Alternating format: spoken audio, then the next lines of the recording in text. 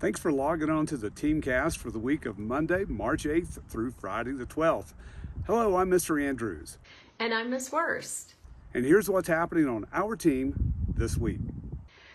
Hello, fabulous fifth graders. For the upcoming week in ELA, we are continuing our study of wonder. We are well into the section of Jack, the character Jack, and we learned something kind of interesting about his character this past week. And I wonder if you remember what that was. It was kind of unexpected. Many of you have turned in your story elements packets. I'm looking at the character study and the scene settings page that we talked about and you've been writing about. Many of you have commented about the theme of the book so far. So we'll be taking a closer look at what we think is the theme of the novel, and will it change? Does Ms. Palacio have a theme for the whole work, or is there a theme for each section? And we'll talk about that. We'll also get more into plot. What are some key scenes that we can include on our plot pages? And continuing our study and our talk about the theme as well. Don't forget to be thinking about your precept. I'm going to leave you with a precept for the weekend. It is given to us by a young man named Antonio. And he says, superheroes are made, but heroes are born. Love that one. Remember to be thinking about what your precept will be.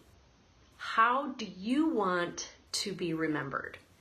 And what are your guiding words, your motto, your theme, if you will? So good luck in finding your precept. For social studies in the coming week, we will wrap up our talk about post-Revolutionary War, the young nation, the Constitutional Convention, and some of the effects that our young nation had to deal with post-Revolutionary War.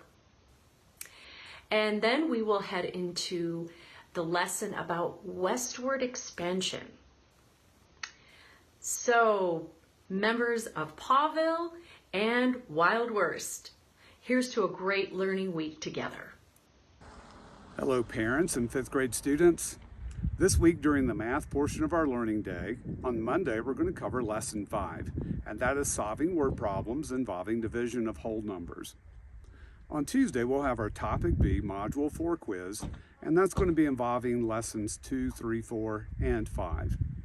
On Wednesday, lesson 6, we're going to relate fractions as division to a fraction of a set, and on Thursday and Friday we're going to be multiplying whole numbers by fractions by modeling. In science this week, we're going to be graphing motion. What does motion look like when it's on a graph? It tells a story. We're also going to have a force and motion unit assessment this week so we can wrap it up. Where is Mr. Andrews? He's in the U.S. He's at a capital. Oh, which one will we learn about this week?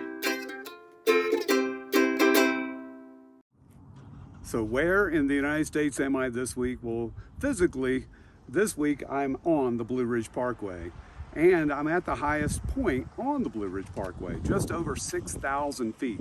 And I am majorly underdressed today as it's about 34 degrees. So it looks sunny, but it's very frigid and cold right now. Most of you have had a chance to be on the Blue Ridge Parkway around Blowing Rock and Boone and Grandfather Mountain. Those are beautiful parts of the parkway. But in your teacher's point of view, this part of the parkway is between Asheville and Cherokee, and it is the highest parts of the Blue Ridge Parkway. Most of the places are 4, 5, and 6,000 feet above sea level.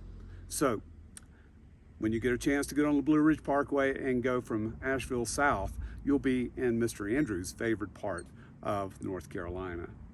So where am I going to be figuratively this week? Well, here's a selfie, me in front of the state capitol.